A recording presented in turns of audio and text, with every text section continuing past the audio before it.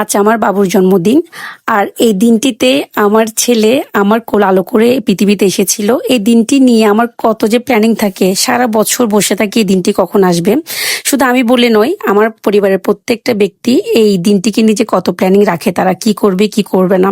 তো যেহেতু বাবুর জন্মদিন, সবকিছু আমাকে ম্যানেজ করতে হয়। আমার ফ্যামিলিতে ছেলে নেই বললেই চলে, কারণ আমার বাবাকে তো আসলে ওভাবে ধরা যায় না। যেহেতু বয়স হয়ে গেছে, আমি সবকিছুই আসলে একা হাতে ম্যানেজ করি। তো আজকে প্রায় এক সপ্তাহ ধরে আমার প্ল্যানিং চলছিল কি করব কি করব না। যেহেতু নিজের হাতে সবকিছু করতে হচ্ছে, এর জন্য আমি আসলে সময়ই ম্যানেজ করতে পারছি না কখন কি করব। তো আজকে আসলে সকালবেলা আমার বাবুকে নিয়ে মন্দিরে চলে যাই, বিহারে চলে যাই। আর গতকাল রাতে আমি পায়েস করেছিলাম, যেহেতু আমার বাবুর পায়েস অনেক বেশি পছন্দের। তো সকাল সকাল ভোরবেলা ঘুম থেকে উঠে আমি আর আমার বাবু সোনা স্নান করে তারপর বিহারে যাই বুদ্ধ পূজা নিয়ে আর পায়েস নিয়ে। আর আমি সবসময় চেষ্টা করি, শুধু জন্মদিন বলতে নয়, যে কোনো শুভ কাজে অংশগ্রহণ করার আগে আমি বিহারে গিয়ে বুদ্ধ পূজা দিয়ে আসি। আসলে এটা না করলে আমার কেমন জানি মনটা অনেক বেশি খারাপ লাগে। যখন এই জিনিসটা আমি সম্পন্ন করি বা এই কাজটা সম্পন্ন করি, তখন আমার মনটা অনেক বেশি হালকা হয়ে যায়। আর সবচেয়ে বড় কথা, আমি যে শুভ কাজে অ্যাটেন্ড করি বা যে শুভ কাজে অংশগ্রহণ করি, ওটা আমার পরিপূর্ণ মনে হয়। তো বাবুকে নিয়ে আসলে আমি বিহারে প্রায় সময় যাই, কারণ বাচ্চাকে বিহারে নিয়ে যাওয়াটা অনেক বেশি দরকার। না হলে বাচ্চারা ধর্ম থেকে বিমুখ হয়ে যাবে, ধর্ম কি জিনিস তারা চিনবে না। তো চেষ্টা করি সবসময় আমাদের বিহারে যেসব ধর্মীয় অনুষ্ঠান হয় সবকিছুতে আমার বাচ্চাকে নিয়ে অ্যাটেন্ড করার, কারণ এটা আমার খুব বেশি ইচ্ছে। যখন থেকে আমার বাবু হয়নি তখন থেকে আমার ইচ্ছে যে আমার বাচ্চাকে ধর্মীয় শিক্ষাটা দেওয়ার। কারণ একটা সন্তানের ভিতর যদি ধর্মীয় শিক্ষাটা না থাকে, সে কখনোই মানুষের মতো মানুষ হয় না, যেটা আমি মনে করি। এর জন্য আমি খুব বেশি চেষ্টা করি আমার বাচ্চাটাকে ধর্মের কাছাকাছি রাখার জন্য, কারণ সে যাতে বুঝে যে মা কি জিনিস, বাবা কি জিনিস, পরিবেশ পরিস্থিতি ইচ এন্ড এভরিথিং সম্পর্কে যাতে তার ধারণা থাকে, এবং সে যেন একজন মানবিক মানুষ হতে পারে, সেই দিকে আমার খেয়ালটা সবসময় থাকে। কারণ এই ইচ্ছাটা আমার আসলে বিয়ের আগে থেকেই ছিল যে আমার বাচ্চাটাকে সবসময় ধর্মীয় সবকিছুতে অ্যাটেন্ড করাবো, ধর্ম কি জিনিস তার ভিতরে আসলে আমি সেটা উৎপন্ন করব। এই এক্সেট্রা এক্সেট্রা আর কি, সব কথা আসলে বলার তো কোনো কিছু নেই, কারণ প্রত্যেকটা বাবা মারা চায় তার বাচ্চারা যাতে ধার্মিক হয়, মানুষের মতো মানুষ হয়। তো এরপরে আমার একটা কাজ থাকে যে আমি কচ্ছপ ছাড়বো। যেহেতু আমি সবসময় কচ্ছপ ছাড়ি বা মাছ ছাড়ি, সেটা আপনারা সবাই জানেন। আর আজকে যেহেতু আমার বাচ্চার জন্মদিন, সেটা তো না করলেই নয়। তো আমি প্ল্যানিং করেছিলাম বিহার থেকে গিয়ে আমার পরিবারের মানুষকে নিয়ে আমি কর্ণফুলী নদীতে কচ্ছপ ছাড়বো। মনে মনে একটু ভয় ছিল যে দোকানে কচ্ছপ পাবো কিনা আমি জানি না।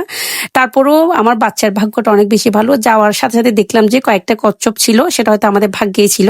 তো কচ্ছপগুলো নিয়ে আসলে আমি চলে যাই কর্ণফুলী নদীতে। যাওয়ার সময় এত বেশি রিক্সা চাচ্ছিলাম, একটা আমি রিক্সা পাচ্ছিলাম না যে কিভাবে যাব।